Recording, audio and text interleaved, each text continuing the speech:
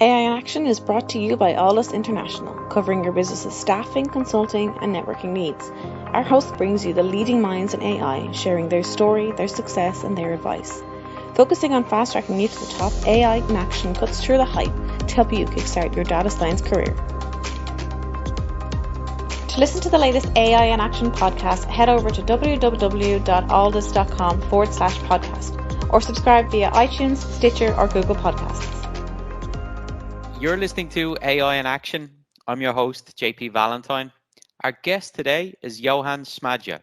Yohann is the head of data science at Cedar.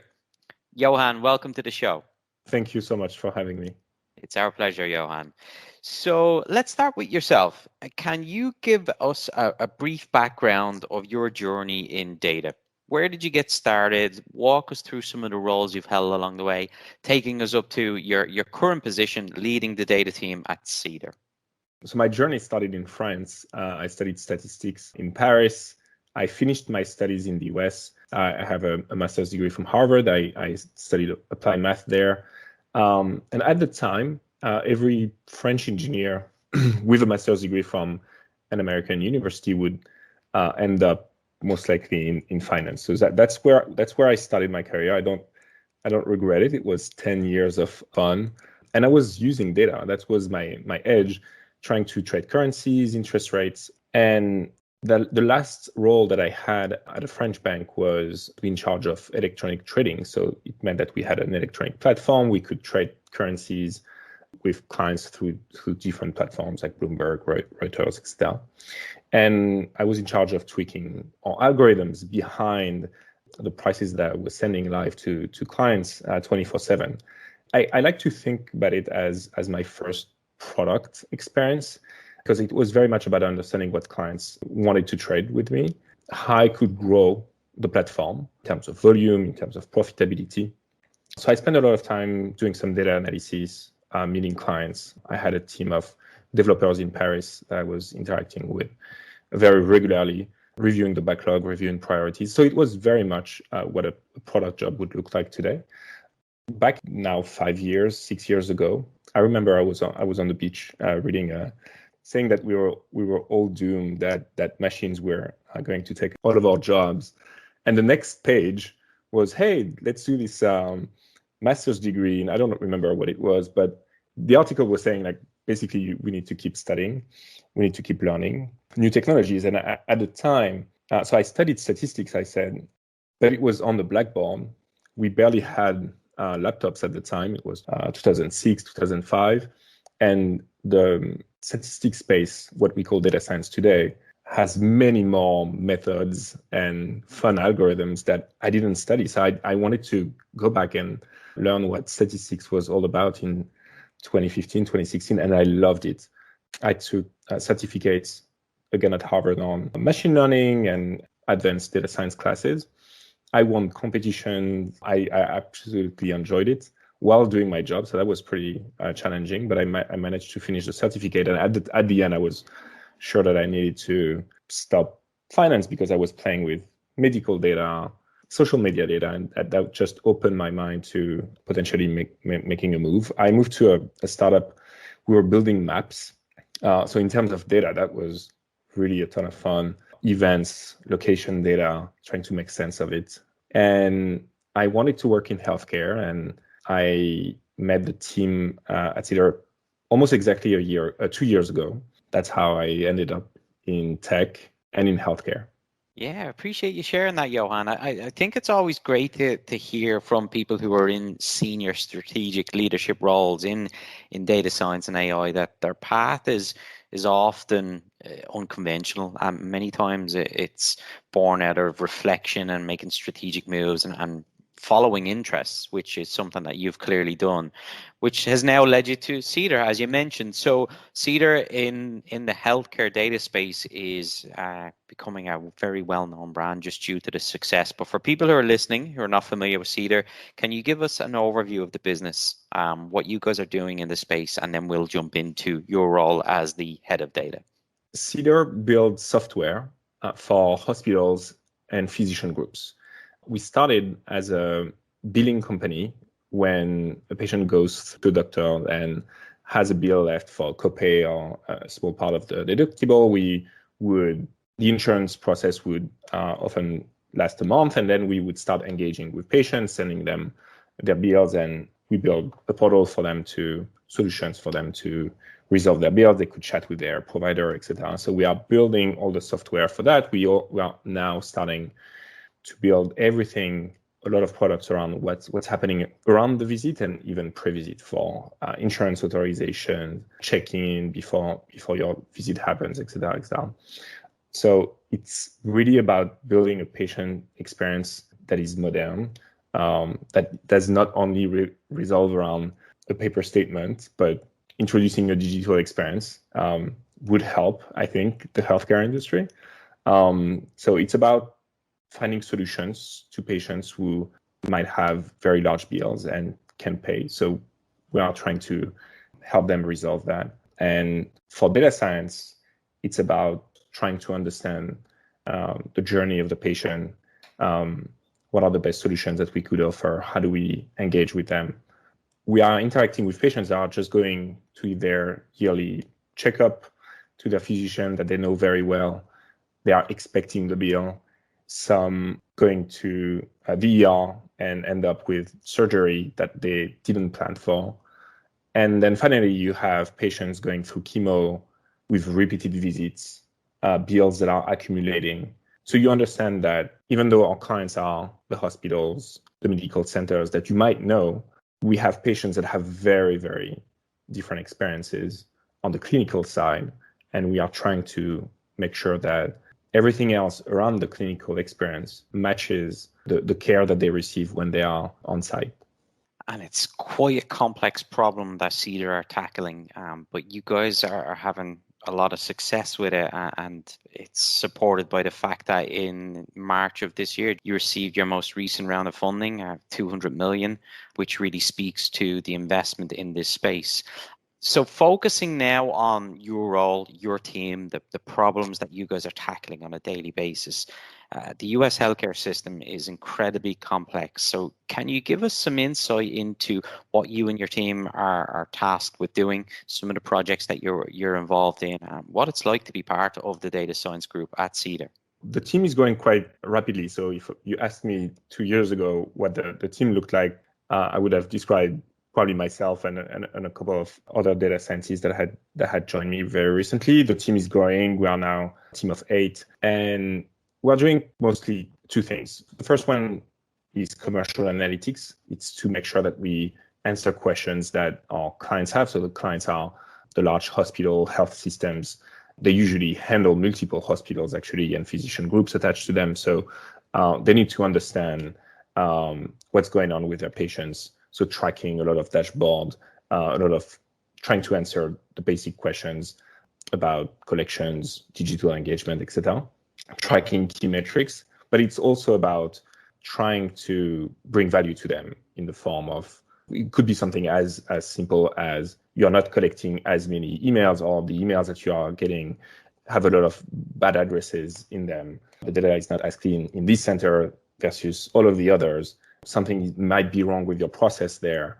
It's us working with them to figure that out and improve their patient experience. They really care about providing the best experience, something that should be seamless for any patient, easy to answer their questions, etc. So we also interact with patients a lot. So we track a lot of engagement on our platform, and we want to make sure that we build the best product possible. So first, commercial analytics. The second is going to be around product development.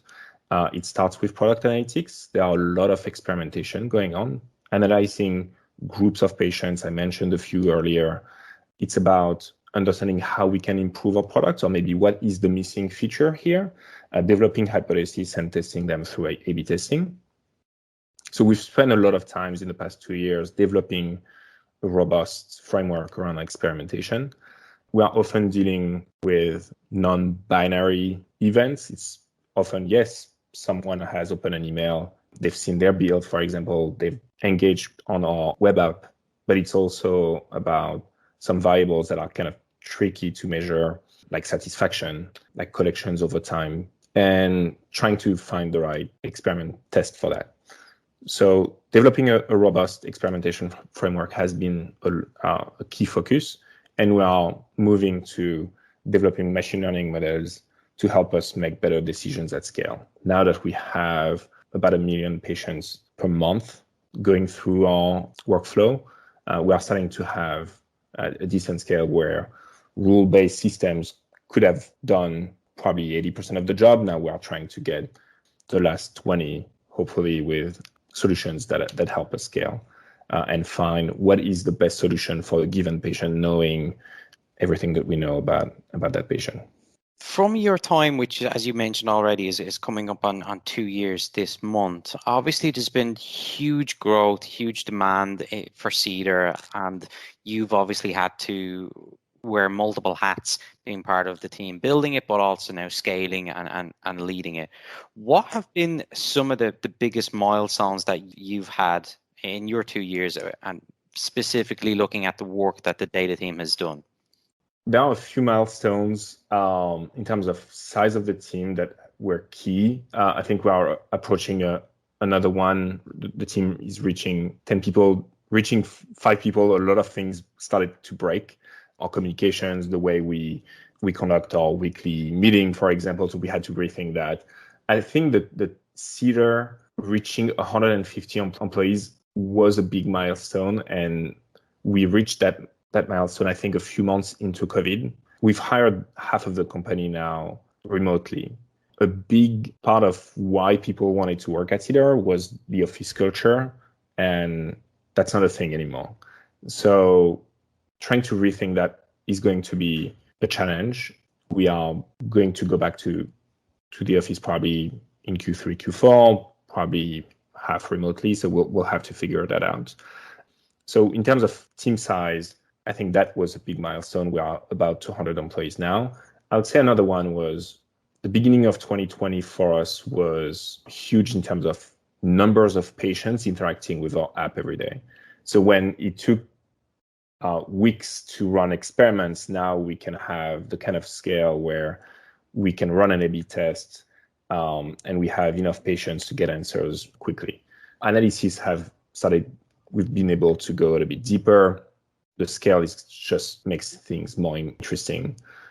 Now, the complexity of it, the deeper you go, the more you realize how not messed up healthcare is, but it's definitely quite complex. But again, we are dealing with patients going through very different things with expectations from different industries. Like you go to Starbucks, you order your coffee, you know what you expect. A lot of companies like Amazon have changed expectations, and healthcare is just not there. I think that's why Cedar is in business, and the opportunity is just huge. Absolutely. And I think you've touched on it already. I've certainly mentioned it, just how challenging the space is, because really you're trying to improve patient experience while also giving transparency and more control around the costs associated with an industry where it's so opaque that it's very difficult to understand what the true cost is.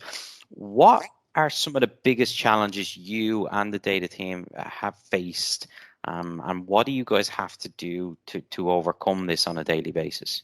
Yeah, so I think the first challenge was with patients that are receiving a bill that they were not expecting. How do we build a patient experience when the patient didn't know that they were getting an anesthesia bill in their mail 3 months later? So I think that was the first challenge. You mentioned price estimation. We are trying to start with estimations post-visit. So you go to your doctor. We know the kind of procedures that you've just had, or if it was a 15-minute or a 30-minute visit. So we kind of know how the insurance is going to cover that. So we can start giving you an estimate right away, 24 hours after the visit.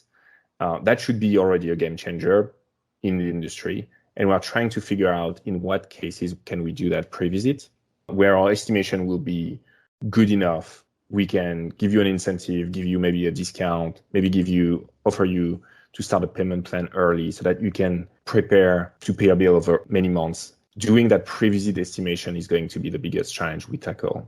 Switching focus now to the growth that you guys have experienced in the last 2 years, the growth of your data team. As you now start to look ahead, we come out of post-COVID pandemic and we start to visualize a bit more stability and essentially the new normal of the work environment. What are you most excited about for Cedar and specifically your data team when you look ahead for 2021? The way we celebrate every new client, I think we have a music that we put on in the office that we have not listened to in a year. I think just having new clients, seeing new patients, and seeing that number grow every month is really impressive, and that's really exciting. Engaging with patients as early as possible in their cycle opens a lot of opportunities. We can really solve many problems if we're able to engage early, prepare patients, especially on the financial side of healthcare. I think there are opportunities to really disrupt the industry. Having the impact at scale, vision at Cedar is to engage with half of the US population in 3 to 5 years, and we are getting there.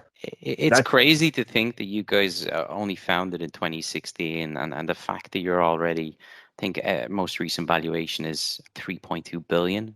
What a few years it's been. Very exciting. And yeah, I think it's fair to say that you're only just scratching the surface given the market cap of the space that you're trying to disrupt. So it's very exciting indeed. Final question for me then, Yohann. You and I spoke previously about the growth of the data team, and there's going to be hiring across data science, data engineering, machine learning. Yeah. You've interviewed a lot of candidates in this current role and in previous positions. I want to get some inside info, some maybe cheat notes that will help future candidates who might speak to you. What advice can you offer to candidates who are interested in this space? Interested in a combination of data within healthcare as somebody who has found themselves following that interest, and particularly as you evaluate candidates for Cedar, what do you look for? There are obvious answers to this one, like you should have strong SQL, probably a strong Python or R. The last one that I would like to add is develop your critical thinking. It's so easy to get tricked with data. You need to question everything that you see, not take everything for granted. And it starts with something as obvious as computing the mean of any kind of variable. There could be a major difference if you have outliers. You have those kind of tricks everywhere in the data that you look at every day.